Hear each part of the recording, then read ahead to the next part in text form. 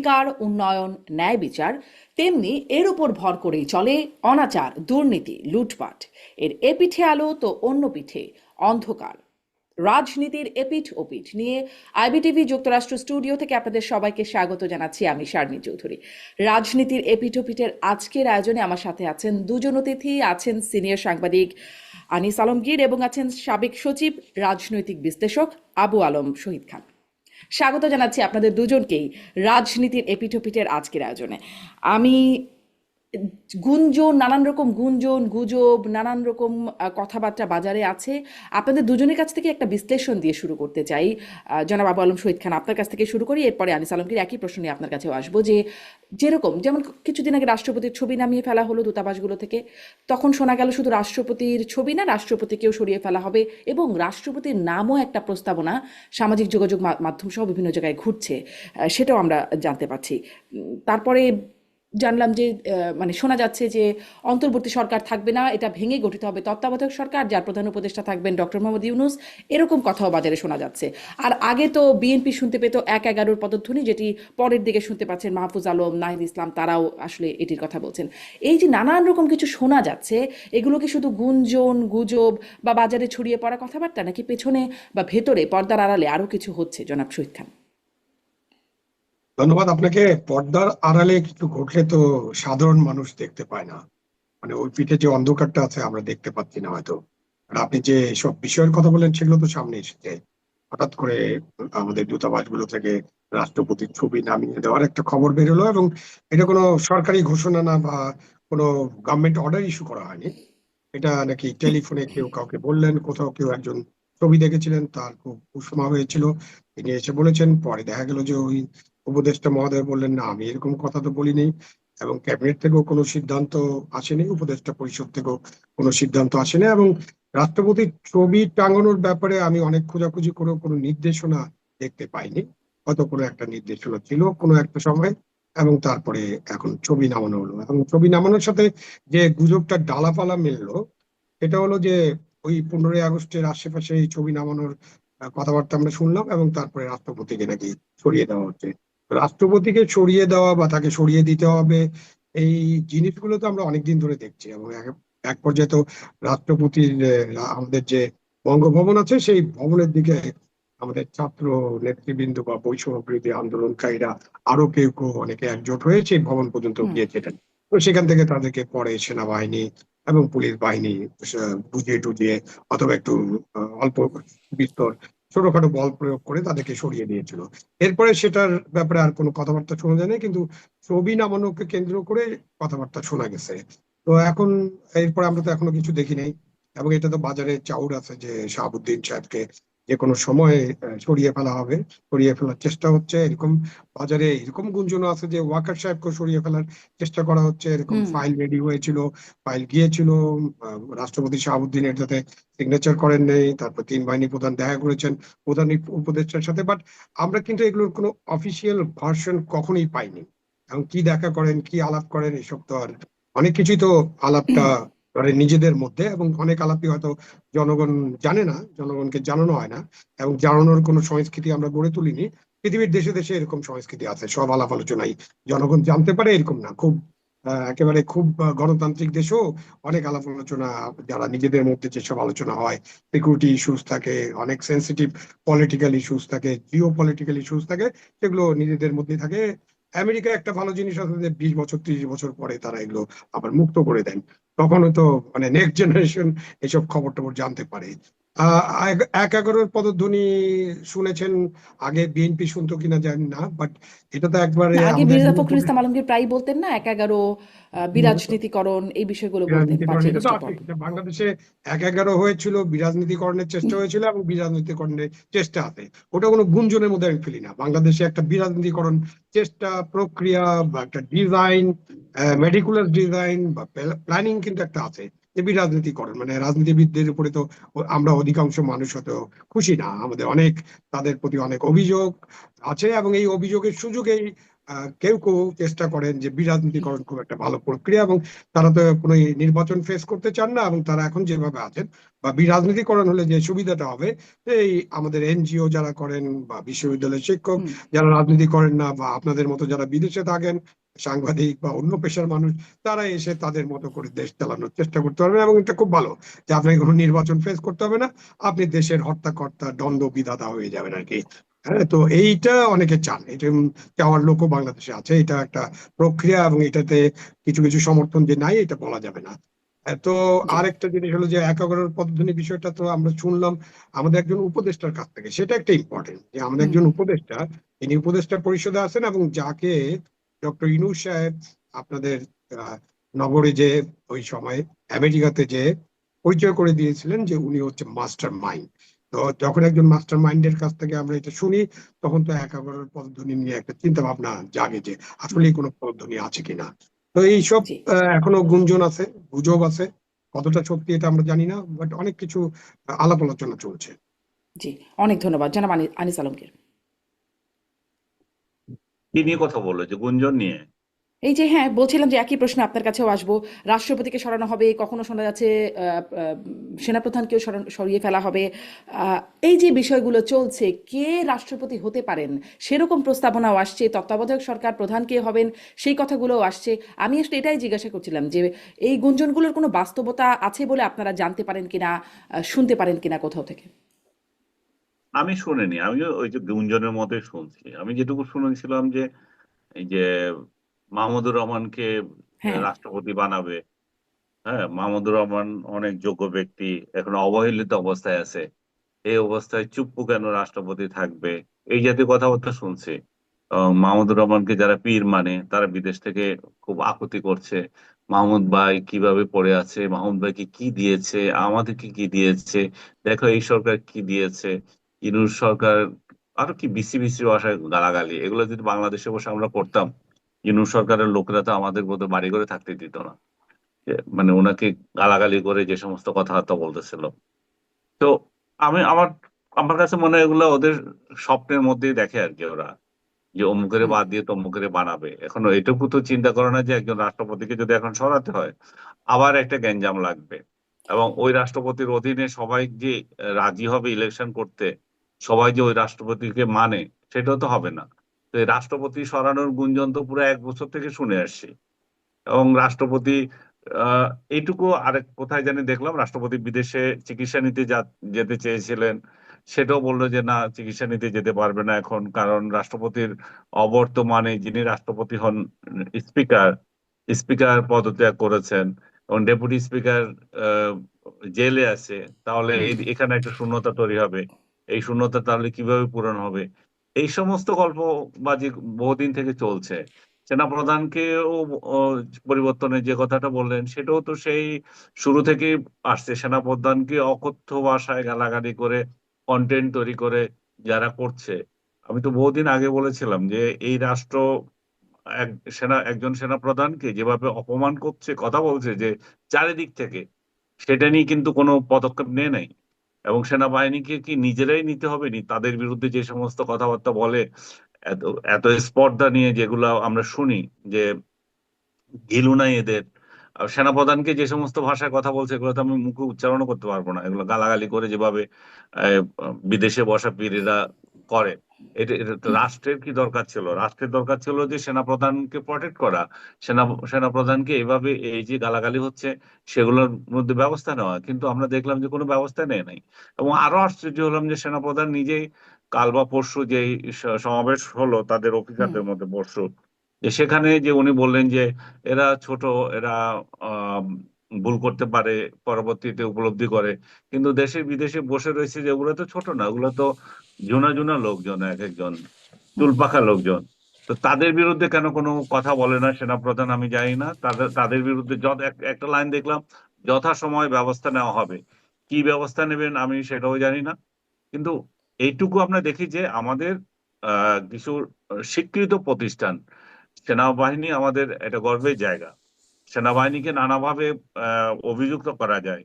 প্রথমত, এদেশের 2 জন মুক্তিযুদ্ধের সাথে সংশ্লিষ্ট যে ফিগার, বঙ্গবন্ধু শেখ মুজিবুর রহমান এবং শহীদ প্রেসিডেন্ট জিয়াউর রহমান, এই দুইজনকে কিন্তু হত্যা করছে কিন্তু সেনাবাহিনীর লোকেরাই। এবং আমাদের এখানে যত রাজনৈতিক পরিবর্তন হয়েছে, সে 90 বলেন, 75 বলেন, 81 বলেন, সবগুলো কিন্তু সেনাবাহিনী করেছে। এবং এই যে 2024-এর এটাও কিন্তু সেনাবাহিনীর অবদান। সেনাবাহিনী এখানে প্রধান ভূমিকা হুম রেখেছে। যতই বলুক যে অগাস্টের আন্দোলন, সেটা আন্দোলন অবশ্যই আছে, কিন্তু চূড়ান্ত ভাবে এই রূপ দিয়েছে সেনাবাহিনী। তো সেনাবাহিনীর বিরুদ্ধে যেমন একটা অভিযোগ আছে, তেমনি জাতির দুর্যোগে সেনাবাহিনী যে এগিয়ে এসে হাল ধরেছে সেটাও আছে। তাদেরকে মাথায় ঘিলু নেই এই সমস্ত কথা বলেও লোকজন আজকাল পাল পেয়ে যাচ্ছে। হুম সেনা সদরের প্রতিটা ইট খুলে নিয়ে আসবে এরকম হুমকি দিয়েও কিন্তু লোকজন বেঁচে যাচ্ছে। ডিজিএফআই কে অস্তিত্ব কেড়ে নেওয়ার জন্য যে সমস্ত কথা বলছে তাতেও বেঁচে আছে। সো গুজব কোনটা আর কোনটা বাস্তব, এটা কিন্তু ডক্টর ইউনূস সরকার পরিষ্কার করছে না। ডক্টর ইউনূস সরকার এমন এক অবস্থানে আছে, কোনো এদিকও না ওইদিকও না।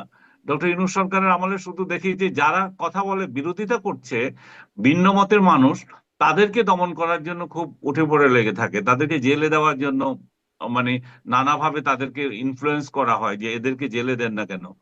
কিন্তু হুম যারা এই সমস্ত কথা বলে এবং ওনার ওনার ইয়ের মধ্যে থেকেই ওরা আবু আলম ভাই তো এটার উদাহরণই দিলেন যে ওনার উপদেষ্টা পরিষদে থেকেই বলতেছে 111-এর শব্দ শোনা যায়। তো তার মানে কি বাকিরা কি বলবে?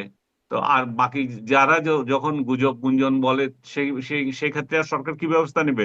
সরকার তো কোনো বিষয়ে আমি দেখি না যে তড়িৎ কোনো অ্যাকশন নেই। সরকার তো এগুলোতে ছেড়ে দিয়ে রাখছে, যে যা ইচ্ছা বলতে পারতেছে। এবং হুম বলবেন যে আপনারাও তো বলতেছেন, আমরাও বলতেছি, আমরা তো সরকারের সমালোচনা করছি। সরকার কেন অ্যাক্টিভ হচ্ছে না? সরকার কেন এই ধরনের অ্যানার্কি গুলোকে আহ বলতে দিচ্ছে, করতে দিচ্ছে? তো হুম আমাদের বলা আর ওই বলা তো পার্থক্য আছে। আমরা কি জি কোনোদিন আপনারা সরকারকে নগ্ন বলছেন ভাষায় আপনারা আক্রমণ কালচারাল করেছি? ফ্যাসিস্ট হিসেবে জুতা আমরা কি কোনো উঠাচ্ছেন। সেনাপ্রধানকে আক্রমণ করেছি, সেনাবাহিনীকে আক্রমণ করেছি? আমরা তো তা করছি না। হ্যাঁ আমরা সরকারের দৈনন্দিন কার্যক্রম, সরকারের প্রতি যে প্রত্যাশা ছিল, প্রত্যাশাগুলো পূরণ হচ্ছে না, সেগুলো সমালোচনা করছি। জি এবং কালচারাল ফ্যাসিস্টের আখ্যা পেয়ে জুতা নিক্ষেপ কর্মসূচি হচ্ছে আপনাদের ছবিতে, সেগুলো একটা বলার প্রেক্ষিতে কিনা আপনার কাছে সেই প্রসঙ্গটিতেও আসবো, কিন্তু আপনি যে প্রসঙ্গটি তুললেন খুবই গুরুত্বপূর্ণ। আবু আলম শহীদ খান, আপনার কাছ থেকে একটু জানতে চাই সেনাবাহিনীকে নিয়ে যে বক্তব্য, ঘিলু নাই, এটা নিয়ে আপনার মন্তব্য জানতে চাই। সেনাবাহিনীর যে প্রতিক্রিয়া সেনাপ্রধানের, সেটা নিয়ে জানতে চাই। এবং সেনাপ্রধান বললেন যে, যেটি জনাব আনিস আলমগীরও বলছিলেন, যে তাদের বয়স হয় নাই। আহ, তাদের আসলে কি বয়সের সমস্যা, বড় হচ্ছে না, এটা কি তাদের বয়সের সমস্যা বলে আপনি মনে করেন? মানে বড় হয়ে গেলে কি এগুলো ঠিক হয়ে যাবে? তাহলে কবে বড় হবে? অন্যদিকে এই প্রশ্নটা যেমন করতে চাই, অন্যদিকে সেনাবাহিনীর যে প্রতিক্রিয়া, যেটি নিয়ে আনিস আলমগীর বলছেন, সেটা নিয়েও আপনার কাছ থেকে একটু জানতে চাই যে সেনাবাহিনীর ভূমিকা কি এরকম যে এক গালে চড় মারলে আর এক গাল পেতে দেবে, মহাত্মা গান্ধীর মতো যে ধৈর্য নিয়ে আছি বা আমি উদার, নাকি আসলে করা হবার মতো মানে কাজ, সেনাবাহিনীর কাজটা আসলে কোনটা? সেনাবাহিনীর ভূমিকা নিয়েও আপনার প্রতিক্রিয়া দিন। প্রথমত, সেনাবাহিনীর বিরুদ্ধে যে যে নির্বিচার কথাবার্তা বলা হয়, এই কথাবার্তা অনেক সময় বলা হচ্ছে যে ইট খুলে আনবে, হেডকোয়ার্টার উড়িয়ে দিবে, হিলু নেই, মানে নানান ধরনের কথাবার্তা, এবং কখনো কখনো প্রায় অশ্লীল পর্যায়ে কথাবার্তা বলা হচ্ছে, এবং এগুলো ভিডিও রেকর্ড আছে এবং এটা সামাজিক যোগাযোগ মাধ্যমে প্রচার হয়, প্রকাশিত হয়। এই যে কথাবার্তা বলার পরে এই ব্যবস্থাটা নেওয়ার কথা তো সরকারের। সেনাবাহিনী তো সরকারের একটা প্রতিষ্ঠান, এবং আমরা সেনাবাহিনীকে নিয়ে গর্ব করি। আনিস আলমগীর তো বললেন যে সেনাবাহিনীর কি ভূমিকা, আমাদের মুক্তিযুদ্ধ থেকে শুরু করে জাতির সকল সংকটে সেনাবাহিনীর ভূমিকা আছে। আবার সেনাবাহিনীর সমালোচনা আছে, সমালোচনা নাই এমনটা বলা যাবে না। আপনার সমালোচনা করা আর এই যে ইট খুলে নিয়ে আসবে, উড়াই দিবে, ঘিলু নাই, আরো নানান কথা যে বলা হচ্ছে, এগুলো তো বলাটা খুবই অন্যায়, এবং এগুলো তো আমলযোগ্য অপরাধের পর্যায়ে পড়ে। এখন আপনি যেটা চাচ্ছেন যে সেনাবাহিনী কি গান্ধীবাদী, যে এক গালে চড় দিলে আরেক গালায় গিয়ে দিয়ে বলে ভাই আরেকটা চড় দিয়ে যাও, দুই গালে সমান চড় না দিলে আমাদের তো চড়টা হজম হবে না। তা এইরকমটা মানে ভাবার কোনো কারণ নেই। বাট সেনাবাহিনীতে অ্যাজ সাচ তাদের বিরুদ্ধে যারা কথা বলে তাদের বিরুদ্ধে অ্যাকশনে কিভাবে যাবে, তাদের কাছে তো সেই ক্ষমতা নেই। ক্ষমতাটা হলো সরকারের কাছে। যারা এই ধরনের কথাবার্তা বলবেন, সেটা যদি সাইবার অপরাধ হয় বা রাষ্ট্রবিরোধী অপরাধ হয় বা আমাদের আইনে এটা অবশ্যই অপরাধ, এ ব্যাপারে কোনো সন্দেহ নেই, আমাদের অনেক আইনে এটা অপরাধ। তো এই অপরাধ করার জন্য তো তাদের বিরুদ্ধে মামলাটা কে করবে? মামলাটা তো সরকার করবে, পুলিশ করবে, এবং পুলিশকে দিয়ে সরকারি মামলা করাবে এবং তদন্ত করবে, এবং তাদেরকে কি করবে? তাদেরকে গ্রেপ্তার করবে, তাদেরকে ম্যাজিস্ট্রেটের কাছে হাজির করবে, জাজের কাছে হাজির করবে, তারপর তাদের জেলখানা থাকার কথা, কিন্তু তারা তো নাই। এখন এই সরকার যদি কোনো ব্যবস্থা না নেয়, তার একটা সংগঠনের ব্যাপারে যদি আজে বাজে কথা বলে, এবং সেটার কারণে যদি ওই সংগঠনটা, যে সংগঠনটা আমাদের খুবই গুরুত্বপূর্ণ একটা সংগঠন, বাংলাদেশের সেনাবাহিনী, এবং আমরা তো সেনাবাহিনী বলার আগে অবশ্যই কোট আনকোট বলি যে দেশপ্রেমিক সেনাবাহিনী। এখন আমার দেশপ্রেমিক সেনাবাহিনীর বিরুদ্ধে নানান কথা বলে পার পেয়ে যাবে এবং সরকার চুপচাপ বসে থাকবে, তখন একজন নাগরিক হিসেবে বা যে কোনো মানুষ মনে করতে পারে এগুলো কি উৎসাহিত করা হচ্ছে কিনা। এই অভিযোগ তো করাই যেতে পারে এবং এই আঙ্গুলটা তোলাই যেতে পারে। তো এগুলো তো কোনো জবাব আপনি পাবেন না। এটা আমরা হয়তো তাদেরকে মিটি মিটি হাসতে দেখবো, হ্যাঁ বলে দিয়েছে। আপনি দেখেন আমাদের স্বরাষ্ট্র উপদেষ্টা একটা ভিডিও দেখছিলাম যে ও চাঁদা তুলতে গেছিল, আমি ধমক দিয়ে দিয়েছি আর ওরা যাবে না। এইরকম হচ্ছে অবস্থা। এই অবস্থায় আপনি পুলিশের যে সমস্ত কর্মচারী কর্মকর্তা বা পুলিশের কনস্টেবল থেকে শুরু করে কোনো অফিসার যারা যারা নিহত হয়েছেন, তাদের ব্যাপারেও তো একটা তদন্ত করতে হবে। আপনি পুলিশকে দিয়ে তদন্ত না করেন, আপনি জুডিশিয়াল তদন্ত করেন, কিন্তু এটা তো বের করতে হবে যে কারা নিহত হয়েছেন, কিভাবে নিহত হয়েছেন, পরিস্থিতিটা কি ছিল। যে যারা, যাদের সন্তান মারা গেছে তারা তো এইটুকু তো আহ, দাবি করতে পারে। দাবি করার তো দরকার নেই, তাদের এইটুকু তো অধিকার আছে যে আপনি তাদেরকে জানাবেন যে এই অবস্থা সৃষ্টি হয়েছিল। জাতিসংঘের রিপোর্ট অনুযায়ী 15 তারিখ পর্যন্ত 1400-র কিছু বেশি নিহত হয়েছেন। আমরা এখন যে নিহতের তালিকা পেয়েছি 834 জন সম্ভবত, এবং এটা আরো কিছু বাড়তে পারে। আমি এমনকি আমাদের প্রধান উপদেষ্টার ভাষণে, সর্বশেষ ভাষণে উনি 1000-এর কাছাকাছি নিহত হয়েছে এটা বলেছে। তা এখন দেখা যাচ্ছে যে আমাদের যে 1500 নিহতের যে দাবি, এই দাবিটা আসলে কিভাবে এটা প্রমাণ করা তো তাদের কর্তব্য যারা এটা বলেন। কিন্তু তাহলে জাতিসংঘের রিপোর্ট অনুযায়ী 5 তারিখ থেকে 15 তারিখ পর্যন্ত যদি আরো কিছু সংখ্যক মানুষ নিহত হয়, আমরা যদি ওখানে 1000-ও ধরে নেই, তাহলে আরো 500 মানুষ বা 450 মানুষ নিহত হয়েছেন।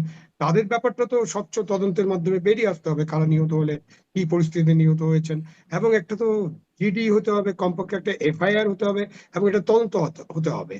তো সেটা একটা অন্তর্বর্তীকালীন সরকারের প্রধান দায়িত্ব ছিল। সেই দায়িত্ব তারা সেনাবাহিনীর ব্যাপারে যারা কথা বলছেন তাদের ব্যাপারে যেমন করছেন না, পুলিশের ব্যাপারেও তারা করছেন না। এবং অন্যান্য আমি আর আমলাদের কথা বলতে চাই না, মানে যারা সিভিল সার্ভেন্ট, ওদের তো আর কিছু নেই, ওরা ডাল নাই তলোয়ার নেই নিধিরাম সর্দার।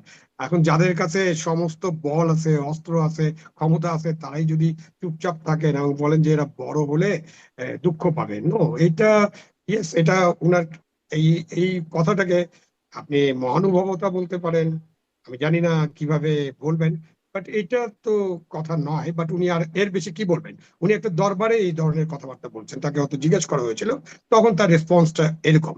উনি যখন প্রধান উপদেষ্টার সাথে দেখা করেন বা স্বরাষ্ট্র উপদেষ্টার সাথে কথা বললেন, তখন নিশ্চয়ই এইসব বিষয়ে ব্যবস্থা নেওয়ার জন্য অনুরোধ করেছেন বা করবেন, করে থাকেন, এইটা আমি ধরে নিতে পারি। বাট আমাদের বর্তমান যে অন্তর্বর্তীকালীন সরকার আছে, তারা কিন্তু কোনো পদক্ষেপ নিচ্ছে না। এ কারণে মনে হতে পারে যে এইসব ব্যাপারে তারা উৎসাহিত করছেন।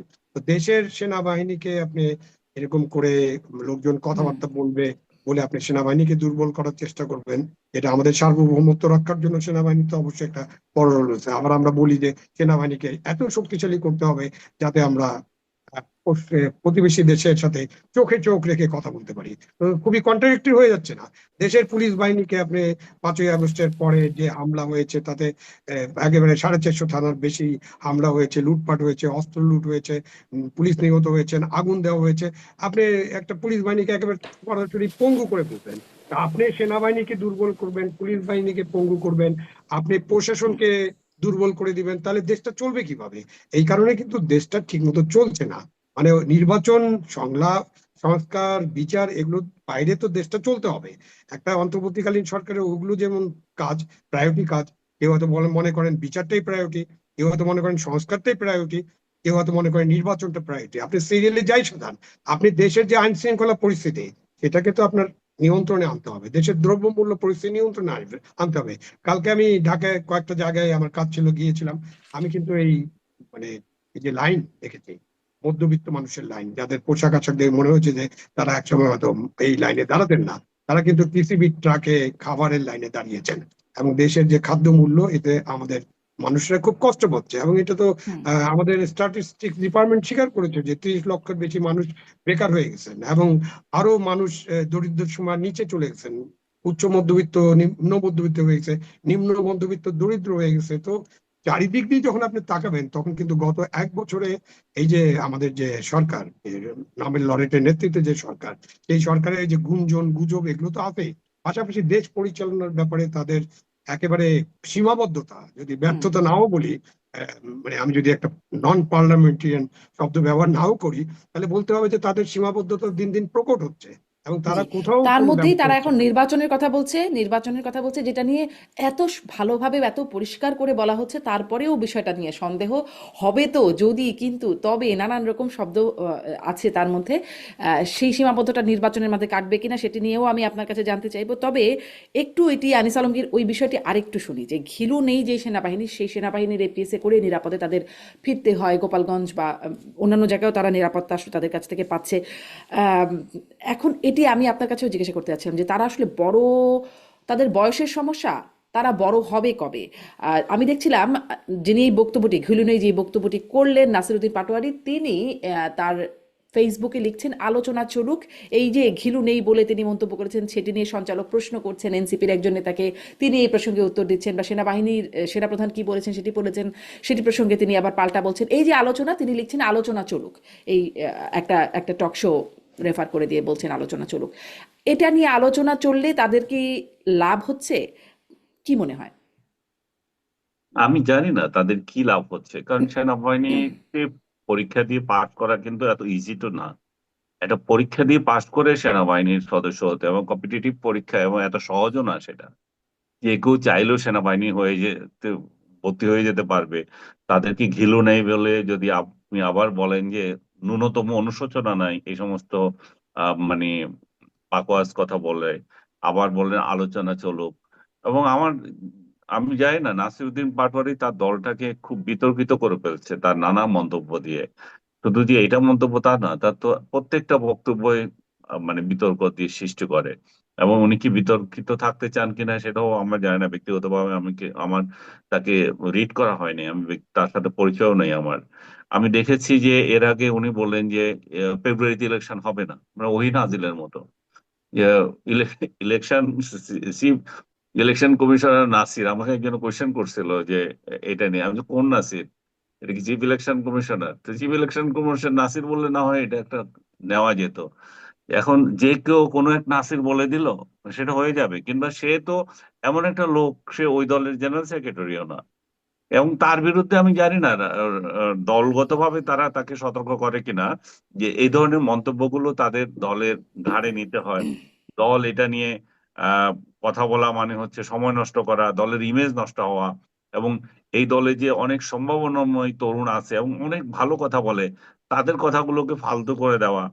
এই যে যারা চাঁদাবাজি করতেছে বিভিন্ন জায়গায়, এই চাঁদাবাজদের অভিযোগ এমন তাদের উপরে আসতেছে, ভালো ভালো ছেলে যেগুলো আমি দেখি, আমার সাথে কথা হয়, যে তাদের বিরুদ্ধে যেগুলো আসতেছে, এই সমস্ত উল্টাপাল্টা কথা বলে দলটাকে পাগলের দল হিসাবে প্রমাণ করে দিচ্ছে এরা কয়েকজন।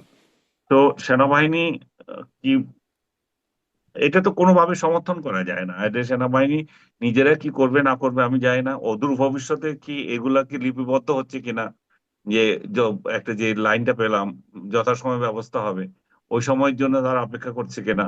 এখন তো সবকিছু উন্মুক্ত। এই সরকারের পেয়ারের লোকদের বিরুদ্ধে কেউ কোনো অভিযোগ করে তো কোনো ফল পাচ্ছে না। আপনার দুর্নীতির অভিযোগ একের পর এক উঠতেছে, কোনো ফল তো পাওয়া যাচ্ছে না। হুম, সজীব আসিফ মাহমুদ, যে তার বিরুদ্ধে তো তার বাবার দুর্নীতি, তার দুর্নীতি, এত দুর্নীতি, তার এপিএস দের দুর্নীতি, এত দুর্নীতির পরও আপনি কি দেখেছেন তাকে সরকার কোনো একটা কথা বলেছে? তার মানে এগুলো বলে তো লাভ নাই। ভেরি রিসেন্টলি, এই যে দু একদিনের মধ্যে আমার একটা টক শোতে আমি আজাদ মজুমদার, আমাদের ছোট ভাই, আমার ডিপার্টমেন্টের ছোট ভাই, তার সাথে এই যে হাঁস খাওয়া নিয়ে কথা হচ্ছিল, হাঁস খাওয়াকে খুব ফালতু ইস্যু মনে করছিল। আমি বললাম যে হাঁস খাওয়া তো ফালতু ইস্যু না। এটা হাঁস খাওয়াতে একটা একটা ইস্যু যখন উঠছে, আপনি এটা আসলো কোথা থেকে? হাঁস খাওয়ার হাঁস খাওয়ার গল্পটা আসলো কোথা থেকে? তাই না? আপনি আপনি একজন উপদেষ্টা, আপনার বাড়িতে থাকছেন, আপনি রাত গভীরে, আপনার সকালবেলায় খিদা লাগলে আপনি নীলা মার্কেটে যান, আবার ওয়েস্টিনে আসেন। আমি দেখলাম যে আসলে হাঁস খাওয়ার গল্পটা একটা সাজানো। হুম, এই হাঁস খাওয়ার গল্পটা কমপ্লিট একটা সাজানো গল্প, যাতে করে আসিফের উপর থেকে যে সমস্ত অভিযোগ আসছে, চাঁদাবাজির যে অভিযোগ উঠলো, সেই চাঁদাবাজির অভিযোগটা যাতে অন্যদিকে চলে যায়। এবং আরেকটা বিষয় হচ্ছে, কয়েকজন ইউটিউবার তাকে চ্যালেঞ্জ দিচ্ছে যে সে ওয়েস্টিন হোটেলে গিয়েছিল এবং মোটরসাইকেলে করে যায়, এবং সেগুলোকেও অন্যভাবে ডাইভার্ট করার জন্য এই অ্যাটেনশনটা, কারণ সে অস্বীকার তো করতে পারবে না সে যে যায় নাই। এবং তার হাঁস খাওয়া নিয়ে আমি যে কথা বলেছি, আমি সবার উদ্দেশ্যে বলছি যে এই হাঁস খাওয়া নিয়ে কথা বলাটা আমার আসলে উচিত হয়নি। আজাদও আমাকে সেই কথাই বললো যে আসলে আমরা হাঁস খাওয়া নিয়ে, ওয়েস্ট ইন্ডিজ হাঁস খাওয়া নিয়ে কথা বলছি, কিন্তু দেশ চুরি নিয়ে কথা বলছে না। আমার আসলে দেশ চুরি নিয়ে কথা বলা উচিত ছিল। হুম। সজীব, মানে চাঁদাবাজির প্রসঙ্গটা এড়িয়ে চলে যাচ্ছে নীলা মার্কেট আর ওয়েস্টিনের গল্পে। হ্যাঁ, আমি আমি এখানে এই এই এই জায়গাটায় যোগ করতে চাচ্ছি যে আজাদ মজুমদার আমাকে অভিযোগ করেছে ওই টক শোতে যে আমরা হাঁস খাওয়া নিয়ে কথা বলছি, কিন্তু আহ, আহ, কিন্তু যারা দেশ চুরি, দেশ খেয়ে ফেলেছে তাদের নিয়ে কথা বলছি না। আজাদ যথার্থই বলেছে। আজাদ মজুমদারকে আমি থ্যাঙ্কস দিয়েছি সঙ্গে সঙ্গে, কিন্তু যারা এটা নিয়ে আমাকে সমালোচনা করছে, আনিস আলমগীরকে একবারে শুইয়ে দিয়েছে তা আজাদ মজুমদার ব্যাটিং এ, যে হুম। আনিস আলমগীর বাক ইয়ে মুখ বন্ধ হয়ে গেছে, কথা বলতে পারে নাই। এটা সত্য, আমি সবার কাছে বলতেছি যে আজাদ মজুমদার আমাকে যে কথা বলেছে সেটাই সত্য, যে আমরা আসলে হাঁস খাওয়া নিয়ে কথা বলছি, দেশ খাওয়া নিয়ে কথা বলছি না। এবং আজাদকে আমি সঙ্গে সঙ্গে ধন্যবাদ জানিয়েছি ইয়েতে, এই অফ এয়ারে, যে তুমি খুব নাইস কথা বলেছো। এই যে সজীব ভুঁইয়া, কেন ওনাকে ওয়েস্টিন হোটেলে গিয়ে দিনের পর দিন বৈঠক করতে হয়? এই এই রহস্য বের করতে হবে। এই রহস্য বের করার আগে আপনাকে আরেকটা রহস্য যেতে হবে। সেটা হচ্ছে যে ওয়েস্টিন হোটেলের যে মালিক নূর আলী, তার আরেকটা হোটেল আছে, সেটা হচ্ছে আপনার শেরাটন হোটেল বনানীতে। ওই শেরাটন হোটেলের বিরুদ্ধে অভিযোগ হচ্ছে 14 তলা পর্যন্ত তাকে অনুমোদন দেওয়া হয়েছিল শেখ হাসিনা আমলে, এবং শেখ হাসিনার আমলেই বোধহয় উনি 30 তলা করেছেন, এবং সেটা নিয়ে দেন দরবার চলছিল। উনি ওইটা কিভাবে জায়েজ করবেন? ঢাকা উত্তর সিটি কর্পোরেশনকে লেনদেনের কথা উঠছিল। আমি যতটুকু শুনেছিলাম মেয়র আতিককে উনি 1 কোটি টাকা দিতে চেয়েছিলেন, এমন বাজারে গুঞ্জন আছে। তো সেই সেই গুঞ্জন এখন কোথায় গেল? সেই এই হোটেলটা এখন কি 30 তলা অনুমোদিত হয়ে গেছে? ঢাকা সিটি কর্পোরেশন, উত্তর দক্ষিণ, এগুলো তো সজীব ভুঁইয়ার হাতে। তাহলে এইটা নিয়ে আমাদের ইনভেস্টিগেটিভ রিপোর্টাররা যারা আছে, সজীব ভুঁইয়ার এখানে ইনভলভমেন্ট কি? যদি ওই হোটেলটা আপনার অনুমোদন পেয়ে যায় যে 30 তলা থাকার, তাহলে সেই অনুমোদন কিভাবে পেল? সেই রহস্য উদ্ঘাটন করা দরকার সাংবাদিকদের। সজীব ভুঁইয়া কেন বারবার ওয়েস্টিন হোটেলে যায়, সেই রহস্য উদ্ঘাটন করা উচিত। এই ওয়েস্টিন হোটেলের একজন ম্যানেজার, তাকে সজীব ভুঁইয়া এই যে বিসিবি, যেটা বা ক্রিকেট বোর্ডের সভাপতি, আপনার যে ক্রিকেটার বুলবুল, তার উপদেষ্টা বানিয়েছে, এবং অলিম্পিক অ্যাসোসিয়েশনের সদস্য করেছে তার ইয়েতে, তার নিজের ক্যাটাগরি ক্ষমতায় যেটা থাকে মন্ত্রীর উপদেষ্টার ক্ষমতায়। তাহলে এত গুরুত্বপূর্ণ ব্যক্তিটা ওয়েস্টার্ন হোটেলের যে ম্যানেজার, সে কিভাবে হয়ে গেল? তার এত গুণ তো আমরা আগে জানি নাই। তো এই রহস্যগুলো আমার মনে হয় সাংবাদিকদের উদ্ঘাটন করা উচিত। তাহলে সজীব ভুঁইয়ার এই যে আমরা যে আজাদ মজুমদার যে যেটা বলেছিল হুম। আমাকে, যে আমরা যে আসলে হাঁস খাওয়া নিয়ে ব্যস্ত আছি, দেশ খাওয়া নিয়ে ব্যস্ত নাই, আসলে দেশ খাওয়া নিয়ে আমাদের চিন্তা করা আচ্ছা, উচিত। আজাদকে উদ্ঘাটন আমি করেই বা কি হবে? মানে ধরুন যতটুকু উদ্ঘাটিত হলো তার প্রেক্ষিতে কি কিছু হলো, বা তার প্রেক্ষিতে ইভেন কোনো তদন্তও কি হলো? আমি দেখছিলাম যে বঙ্গবন্ধুর অসমাপ্ত আত্মজীবনী, সেই বইটি নাকি জাভেদ পাটোয়ারি ওই সাবেক আইজিপি লিখে দিয়েছেন, আরও 123 জন লিখেছেন। সেটি নিয়ে দুদক তদন্তে নামছে, দুদক দুদক সক্রিয় হচ্ছে। কিন্তু মানে এই বিষয়গুলো নিয়ে মানে দুদকও কি, কে কোন বিষয় নিয়ে সক্রিয় হবে? মানে যেমন আমরা সরকারকে কোনো কথা বলতে শুনি নাই, প্রশাসনকে কোনো কথা বলতে শুনি নাই, আইন শৃঙ্খলা বাহিনীকে কোনো মানে সজীব ভুঁইয়ার বিষয়ে কোনো কথা বলতে শুনি নাই, এই বিষয়টা নিয়ে সক্রিয় হচ্ছে। কোন বিষয় নিয়ে কে সক্রিয়? জি বলবেন আনিস আলমগীর, ছোট্ট করে। আমি এটা নিয়ে একটু আবু আলম শহীদ খানকেও শুনবো। জি। হ্যাঁ, এখানে এখানে দুদককে আপনি অভিযুক্ত করছেন, আমি নিজেও আশ্চর্য হয়েছি যে দুদক এটা নিয়ে তদন্ত করতে নেমে গেছে, কিন্তু এখন প্রমাণিত হয়েছে যে এটা একটা ভুয়া রিপোর্ট। আপনি যদি চ্যানেল 24 এর ওয়েবসাইটে যান, দেখবেন যে ওই রিপোর্ট আর নাই। এটা যে একটা ফালতু এবং বাজে রিপোর্ট, সেটা এই রিপোর্ট প্রচারিত হওয়ার সঙ্গে সঙ্গে আমি ভিডিও করেছি। আমি জানি না আপনি দেখেছেন কিনা। আমি এটা প্রতিবাদ করেছি যে এই এই এই ভুয়া কাহিনী চ্যানেল 24 এর মতো চ্যানেল কি করে দিয়ে, এবং এটার জন্য তো বিশেষজ্ঞ হওয়ার দরকার নাই। এটা তো এটা তো সারপ্রাইজ ইনফরমেশন, এগুলো আছে।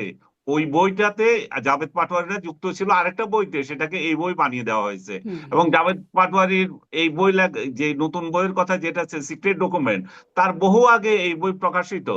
তাহলে যেটা 12 সালে প্রকাশিত সেই বইকে আপনি 17-18 সালের ঘটনার সাথে মিলালে তো হবে না।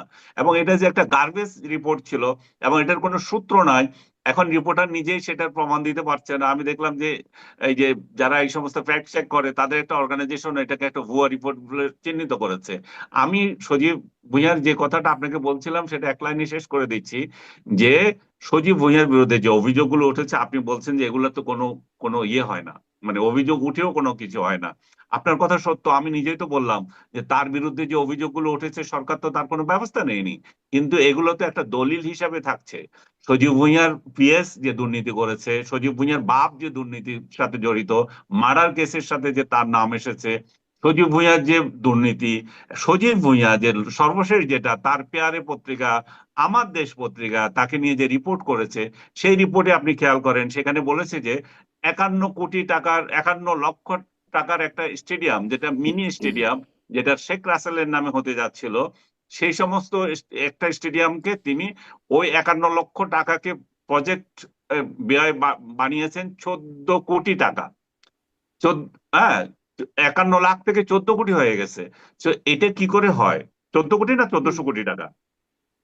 হুম, তো এই এই যে এই যে ব্যয় এবং এই যে ব্যয়, সেগুলো কি প্রশ্ন থাকবে না? সেগুলো কি এই দুদক কাজ না করলেও আগামী দুদক নাই, তারা তো করবে। এইভাবেই তো হচ্ছে এবং এইভাবেই তো হয়। বর্তমান সরকার হয়তো সজীব ভুঁইয়ার এই দুর্নীতির বিরুদ্ধে যে অভিযোগ সেগুলো কি দেখছে না, বরং হুম, এই দুর্নীতির বিরুদ্ধে যারা অভিযোগের কথা বলছি আমরা, তাদেরকে নানাভাবে সোশ্যাল মিডিয়ায় হেনস্থা করার হচ্ছে এবং তাদেরকে বলা হচ্ছে যে এদেরকে জেলে দেয় না কেন। সজীব ভুঁইয়া নিজেও এর জি, মধ্যে পিছনে আছেন কিনা তাদের আমি সেটা জানি যে না। অপদস্থ করা হচ্ছে, অপমান করা হচ্ছে, সেই প্রসঙ্গটিতে আপনার কাছ থেকে একটু আসবো। আগেও বলছিলাম যে এই প্রসঙ্গটিতে একটু কথা বলবো, কিন্তু এই যে এত এত অভিযোগ জনাব আবু আলম শহীদ খান, বিশেষত একজন উপদেষ্টার বিরুদ্ধে, মানে সবচেয়ে মনে হয় বেশি অভিযোগ বা সমালোচনা হয় আসিফ মাহমুদ সজীব ভুঁইয়াকে নিয়েই। আম, তার বিরুদ্ধে, যেটি আমি বলছিলাম, প্রশাসন, আইন শৃঙ্খলা বাহিনী, দুদক, এত সংস্থা আছে, কাউকেই সরব হতে দেখা যাচ্ছে না। এটিও কি তিনিও আসলে বড় হননি, বড় হলে বুঝবেন, লজ্জা পাবেন, এজন্য ওয়েট করা হচ্ছে নাকি? সেটা হলো একটা 54 বছর, যে আমরা বারবার বলি না, তো এখন নতুন বাংলাদেশ, বাংলাদেশ 2.0, তারপরে আমরা নতুন করে আছি, নোবেল লরেটের একটা সরকার আছে। তো সেই বিষয়টার যে ধারাবাহিকতা, এইটা তো থাকার কথা ছিল না। সেখানে প্রশ্নটা খুব ইম্পর্টেন্ট। এই সরকারের সময় কেন এটা থাকবে? এই সরকারের সময় অবশ্যই এইসব বিষয়ে তদন্ত হওয়া উচিত এবং সরকারের পক্ষ থেকে একটা সুস্পষ্ট ব্যাখ্যা স্বচ্ছতার ভিত্তিতে দেওয়া উচিত। তো এটা দিচ্ছেন না। যেটা আলমগীর বললেন, আনিস আলমগীর বললেন, ওটাই হবে। যখন ইনারা থাকবেন না তখন দুদক তো নিশ্চয়ই সেখানে নোট হচ্ছে, বিভিন্ন জায়গায় নোট হচ্ছে, ওই ভবিষ্যতে ব্যবস্থা গ্রহণ করা হবে, তখন অবশ্যই এগুলো খুঁড়ে খুঁড়ে দেখা হবে। তো এটা এখন হবে বলে তো আর মনে হচ্ছে না, কারণ এই অভিযোগগুলো তো বেশ কয়েক মাস ধরে উঠছে। উঠার পরে তো এগুলো নিয়ে কোনো ব্যবস্থা হচ্ছে এরকম আমরা দেখি না। গোপনে কিছু হচ্ছে কিনা এটা তো আমরা জানি না, পেছনে কিছু হচ্ছে কিনা জানি না, বাট আমরা প্রকাশ্যে এরকম কোনো ব্যবস্থা হতে দেখছি না। এবং সেটা দুঃখজনক, এবং এক এক কথায় নিন্দনীয়। কারণ আমরা ওই অতীতের পুনরাবৃত্তি তো চাই না, আমরা ফ্যাসিবাদের পুনরাবৃত্তি চাই না, স্বৈরতন্ত্রের পুনরাবৃত্তি চাই না।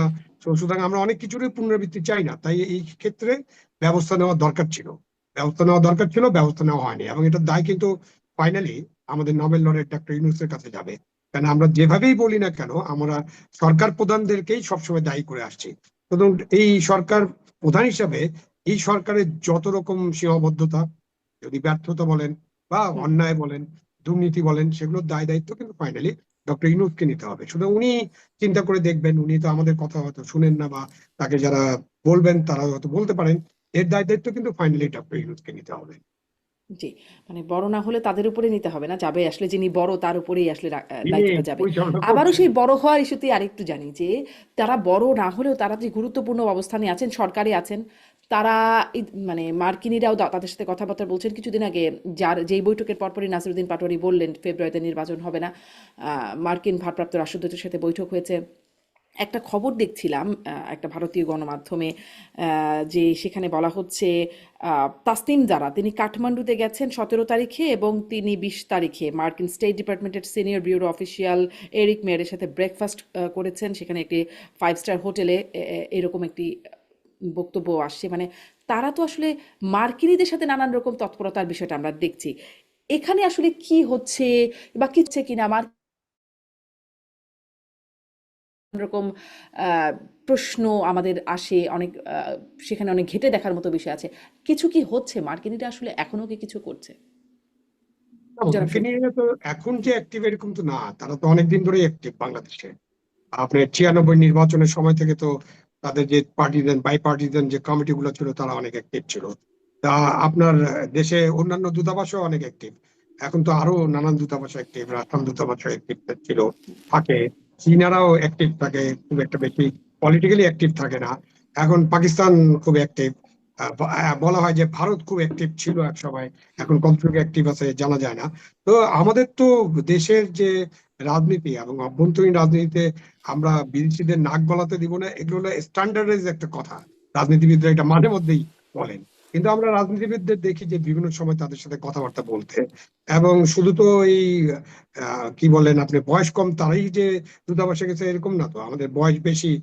এরকম আমাদের ভাইস চেয়ারম্যান যিনি ঐকমত্য কমিশনের, তিনি এবং আরো কয়েকজনও তো দূতাবাসে গিয়েছিলেন। হুম। তো স্টেটাসে পড়ে। লন্ডনে গিয়ে তারেক রহমানের সাথেও বৈঠক করে এসেছেন তারা। এবং লন্ডনে যে তারেক রহমান, না লন্ডনে যে বৈঠক করলে এটা তো আলাদা জিনিস। লন্ডনে বৈঠক করলেন আপনি, একজন দূতাবাসের অফিসার লন্ডনে যে বৈঠক করলো। বাট আপনার একজন উপদেষ্টারা দূতাবাসে যায় না এরকম না। ওদের যে ন্যাশনাল ডে থাকে তখন দাওয়াত করলেও উপদেষ্টা মন্ত্রী এদেরকে আমি যেতে দেখেছি। বাট এইরকম যে উপদেষ্টা পর্যায়ের লোকেরা দূতাবাসে যান, কথা বলেন, এবং নানান কথাবার্তা বলেন, এটা একটু প্রোটোকল ওয়াইজ এটা হয় না। দূতাবাসের যারা দায়িত্বে থাকেন তারাই উপদেষ্টাদের কাছে যেতে পারেন।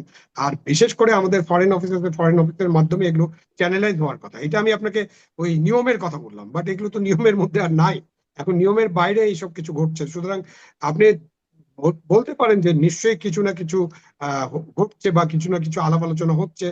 এই আলাপ আলোচনা যে মার্কিনীদের অনেক ইন্টারেস্ট আছে, যেহেতু আমাদের ট্যারিফের বিষয়টা আছে ওটাকেও আপনি রিলেট করতে পারেন, আমাদের করিডোরের বিষয়টাকে রিলেট করতে পারেন, আমাদের বন্দর বিষয়টাকে রিলেট করতে পারেন, আমাদের বঙ্গোপসাগরের বিষয়টাকে রিলেট করতে পারেন, আমাদের সীমান্ত রিলেট করতে পারেন, আমাদের তিস্তা নিয়ে যে কথাবার্তা হচ্ছে রিলেট করতে পারেন। অনেক কিছু রিলেট করার মতো আছে। তো এইরকম অনেক আলোচনা চলছে, বাট দূতাবাসের যে আলোচনা সেটা চোখে পড়ে এবং সেটা কিন্তু আপনি প্রশ্ন সৃষ্টি করতে পারে, প্রশ্নের উদ্রেক করে। জি, আমি জনাব আনিস আলমগীর, আপনার কাছেও কি এই বিষয়টাতে মনে হয় যে আসলে যুক্তরাষ্ট্রের স্বার্থ, যুক্তরাষ্ট্রের ইচ্ছা চাওয়াটা এখন কি সময়ের সাথে কিছু পরিবর্তন হয়েছে কিনা, বা তাদের কোনো বিশেষ তৎপরতা আছে কিনা? অনেকগুলো কিন্তু টানা বৈঠক দেখলাম, এই এনসিপির সাথে বৈঠক, বিএনপির সাথে তার আগে লন্ডনে বৈঠক, জামাতের সাথে অতীতে বৈঠক হয়েছে, মানে রাজনৈতিক দলগুলোর সাথে বৈঠক, ঐকমত্য কমিশনের সাথে বৈঠক, প্রধান বিচারপতির সাথে গিয়ে বৈঠক করে এসেছেন, মানে অনেকগুলো বৈঠক সম্প্রতি সময় হয়েছে। এটা তো সরাসরি বাংলাদেশের অভ্যন্তরীণ রাজনীতিতে নগ্ন হস্তক্ষেপের একটা মানে চিহ্ন। যে যারা বলে ডাকানা দিল্লি, পাকিস্তান, এই সমস্ত আহ, মানে স্লোগান দিয়েছে, তারাই এখন ওয়াশিংটনের কাছে ধর্ণা দিচ্ছে। ওয়াশিংটন বাংলাদেশের প্রধান বিচারপতির সাথে দেখা করছে, প্রধান উপদেষ্টার সাথে দেখা করছে, এবং এই সমস্ত নেতা নেত্রীদের সাথে দেখা করছে। তারা আসলে কি চায় সেটা আবার এরা কেউ বলছে না। তাহলে এই রাজনৈতিক দলগুলো বাংলাদেশকে কি আবার ওয়াশিংটনের কাছে বিক্রি করে দেওয়ার চেষ্টায় আছে কিনা, সেটা নিয়ে জনগণের অবশ্যই প্রশ্ন আসবে। কিন্তু আমি যেটুকু উপলব্ধি করতে পারি সেটা হচ্ছে যে মার্কিন তো এজেন্ডা ছাড়া তো তারাই ইয়ে করছে না। তারা হয়তো এমন কোনো এজেন্ডা সবকটা রাজনৈতিক দলকে গিলাতে চাচ্ছে। সেই গিলানোর ক্ষেত্রে এনসিপি তাদের প্রধান গিলানো জায়গা। তারপরে বিএনপি আছে, এবং এই দুই দলকে যদি গিলাতে পারে তাহলে হয় সেখানে কোনো সমঝোতার অভাব হচ্ছে। সেখানে হয়তো হয়তো আবার এমনও হতে পারে তারা যা হওয়ার হয়ে গেছে, ইলেকশন দিয়ে এই জায়গা থেকে নিজেদেরকে গুটিয়ে নিতে চায়। ডক্টর ইউনূসকে দিয়ে তাদের যে স্বপ্ন ছিল, হয়তো সেই স্বপ্ন বাস্তবায়ন হচ্ছে না।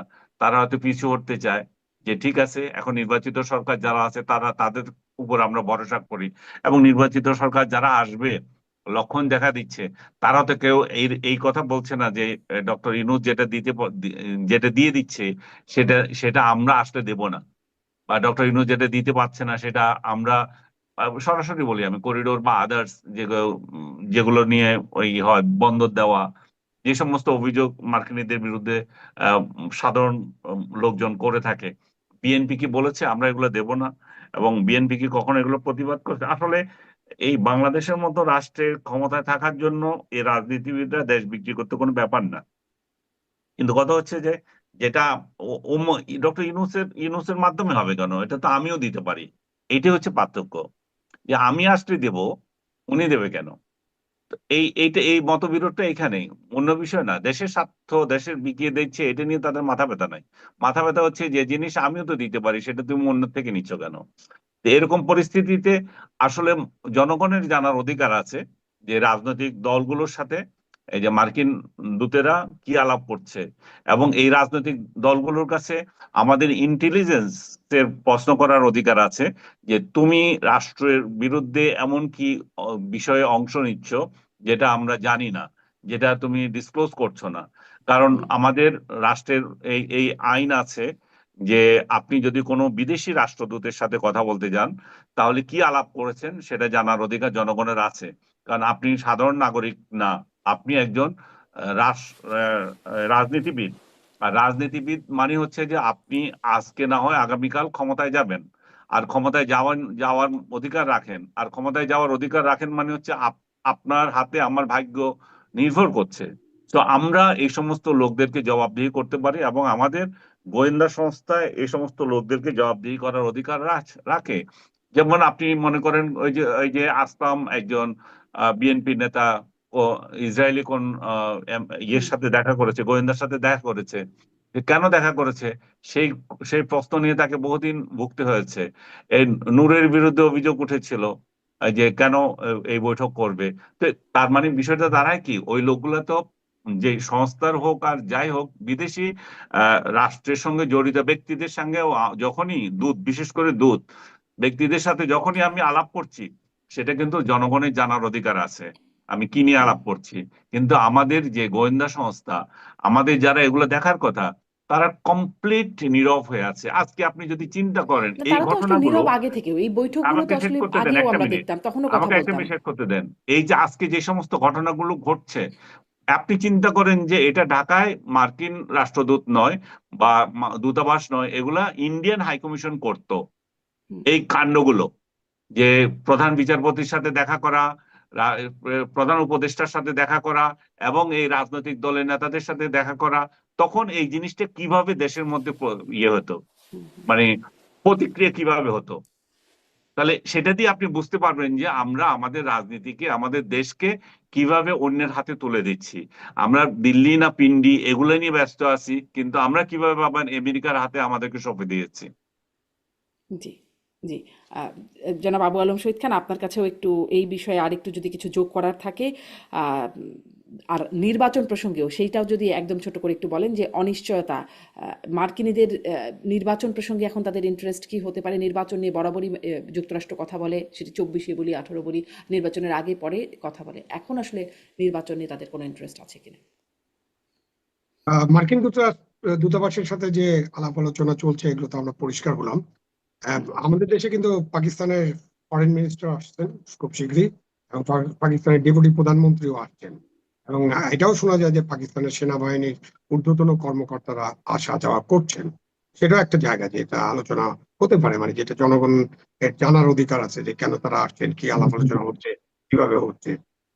এই বিষয়ের পরে যদি আমি নির্বাচনের দিকে আসি, নির্বাচনের হুম, বিষয়ে নাসিরুদ্দিন সাহেব যেভাবে বলছেন যে ফেব্রুয়ারিতে নির্বাচন হবে না, তখন আমার একটা কথাই মনে পড়ে। ডক্টর ইউনূস বলেছিলেন যে ছাত্ররা হচ্ছে তার নিয়োগকর্তা, এবং এই ছাত্ররা মানে নাসিরুদ্দিন সাহেবরা তখন এই ছাত্র ছিলেন।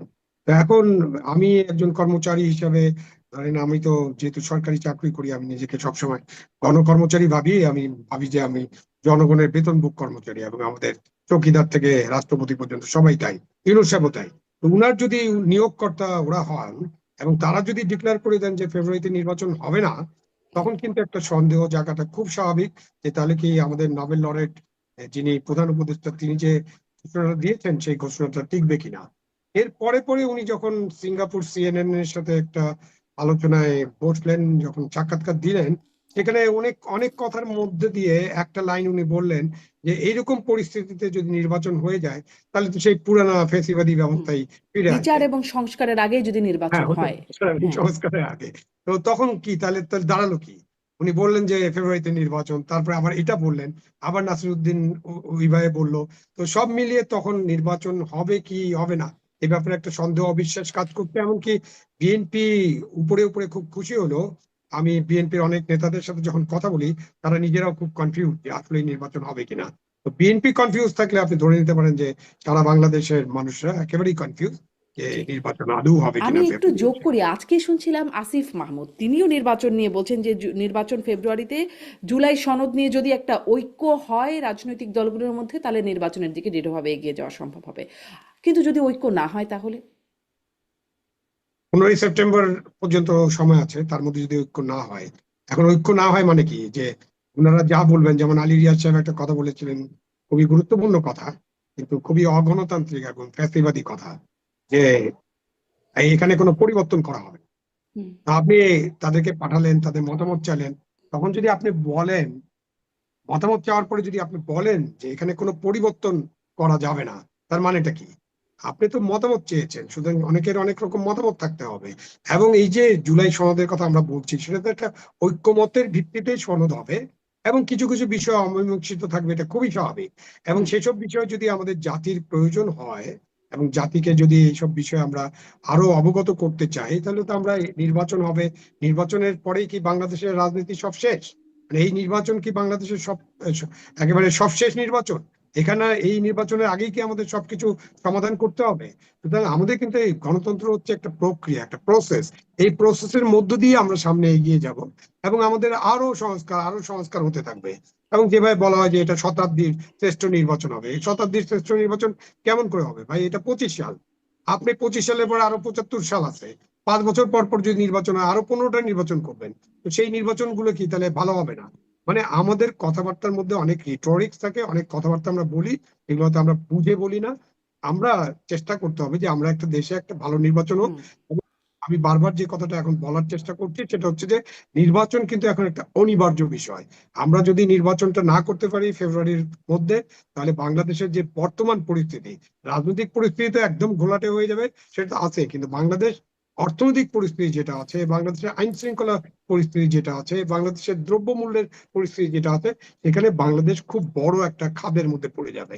সুতরাং একটা নির্বাচন হতে হবে, এবং একটা জি। মোটামুটি ভালো নির্বাচন হতে জি। হবে। একটা নির্বাচন হতে হবে, মোটামুটি ভালো নির্বাচন হতে হবে। আনিস আলমগীর, আপনার কাছেও একটু শেষ মন্তব্য যে নির্বাচন হতে হবে, সরকারের পক্ষ থেকে যেটি বলছিলাম যে পরিষ্কার করে বলা হচ্ছে। প্রধান উপদেষ্টা বললেন, তারপরে কয়েকজন উপদেষ্টা, স্বরাষ্ট্র উপদেষ্টা সহ উপদেষ্টারাও বলছেন। কিন্তু আজকে আবার আসিফ মাহমুদ বলছেন যে যদি ঐক্যমত কমিশনের মানে একটা ঐক্য হয় তাহলে দৃঢ়ভাবে নির্বাচনের দিকে এগিয়ে যাওয়া সম্ভব হবে, আর যদি ঐক্যটা না হয় তাহলে কি হবে? আবার প্রধান উপদেষ্টা খুব স্পষ্টভাবে বলেও আবার যে মালয়েশিয়া গিয়ে যে সাক্ষাৎকারটা দিলেন, সেখানে আবার মানে এগুলোতে আসলে কোনো সন্দেহ কি আর থাকে, নাকি আসলে নিশ্চিত হওয়া যায় যে ফেব্রুয়ারিতে নির্বাচনটা হবে? জামাত এনসিপি কি চাপ প্রয়োগ করবে, সেই চাপের কি কোনো প্রভাব পড়বে, নাকি আসলে নির্বাচনটা হবে? তাদের যে সনদ নিয়ে ঐক্য হওয়ার কথা, সেটা তো আজকে লাস্ট ডেট ছিল, কিন্তু এটাকে আবার এক্সটেন্ড করা হয়েছে। আপনি দেখেছেন বোধহয় 22 তারিখ পর্যন্ত হুম। এটা সময় বেঁধে দেওয়া হয়েছে। তারা এই 22 তারিখের মধ্যে কি দাঁড়ায় আমাদের সেটার উপর নির্ভর করতে হবে। তারা একদিন এক কথা বলে, এদের সব কথাকে পাত্তাও দিতে পারি না, আবার এদেরকে অবহেলাও করতে পারি না। বাট আমি আস্থা রাখতে চাই ডক্টর ইউনূসের প্রতি। উনি যে কথা দিয়েছেন, উনি যাতে উনার কথাটা রাখেন। ফেব্রুয়ারিতে যদি ইলেকশনটা দিয়ে উনি জাতিকে রক্ষা করেন এই কেওয়াস থেকে, আমরা সবাই খুশি হব। কারণ রাজনৈতিক দলগুলোর সবকিছু এক বিষয়ে হবে তা না, ওনাকেও এখানে পদক্ষেপ নিতে হবে, তাদেরকে বোঝাতে হবে। এবং যে জিনিস ওনারা করতে চাচ্ছেন, যে একটা অন্যায় অগণতান্ত্রিক যে বিষয়টা এখানে সংযোগ করতে চাচ্ছেন, সংবিধানের উপরে গিয়ে আপনার সনদকে প্রাধান্য দেওয়া, এবং এটার বিরুদ্ধে কেউ চ্যালেঞ্জ দিতে পারবে না, আদালতে যেতে পারবে না। এবং এটা রেফারেন্স খুঁজতেছেন ইয়েদের, কোর্টের। কোর্ট কি রেফারেন্স দেবে? কোর্ট তো উনার কথায় চলে। এই কোর্টের কি আছে? মানুষ কি কোর্টের উপর কোনো আস্থা রেখেছে? কোর্ট তো একটা নিরীহ রিকশাওয়ালাকে বলে দিল যে সন্ত্রাসে জড়িত, তাকে জেলে দিয়ে দিল। হুম। আবার 2 দিন পরে মানুষ যখন ছি ছি করলো, তখন ওই ছেলেকে আবার মুক্তি দিয়ে দিচ্ছে। তাহলে কোর্ট কি নিজের বিবেকে কিছু করে? সবকিছু তো আমরা দেখছি যে রাষ্ট্রের ইচ্ছায় করতেছে। তো রাষ্ট্রের ইচ্ছায় যেখানে হয়, সেখানে কোর্টের উপর নির্ভর করে যে সবকিছু হয়ে যাবে, আমরা সেটা সেটা আমরা চাই না। আমরা আমরা যেটা চাচ্ছি সেটা হচ্ছে যে এই সরকার নিজের নিজের বিবেক খাটিয়ে এমন একটা কিছু করুক, যেখানে এই যে যেখানে নির্বাচন প্রতিবন্ধকতা না হয়, যেখানে সংবিধানের উপরে অন্য কিছু যাতে স্থান না পায়। আমরা দেখেছি অতীতেও সংবিধানকে লঙ্ঘন করে অনেক ইনডেমনিটি দিয়ে অনেক কিছু করা হয়েছে। কিন্তু আখেরে এগুলা টিকে না, এগুলার উপর প্রশ্ন সাপেক্ষ হয়। আবার যখন ক্ষমতা পরিবর্তন হয় তখন যারা এগুলা করেছিল সেই রেফারেন্স দেওয়ার জন্য সেই কোর্টই আবার ব্যবহার করা হয়। সেই কোর্টই বলে যে এটা একটা অবৈধ, এটা অগণতান্ত্রিক, এবং এটা সত্যিকার অর্থে অগণতান্ত্রিক। আমি কেন কেন বিষয়ে চ্যালেঞ্জ করার জন্য কোর্টে যেতে পারবো না? আমি কেন সংবিধানের উপরে এমন কোন সনদ তৈরি করছি যেটাতে রাষ্ট্রের সবার কোনো অনুমোদনই নাই? যেটা যেটা আমি এটাকে অনুমোদন তবুও বলতাম যদি সেটা আগামী সংসদে গিয়ে অনুমোদিত হতো। একটা অনির্বাচিত কিছু লোক যা ইচ্ছা তা করে দিল, সামনের সংসদের উপরে কোনো ভরসা নাই যে সংসদ এটা পাশ করে দেবে। এটা কোন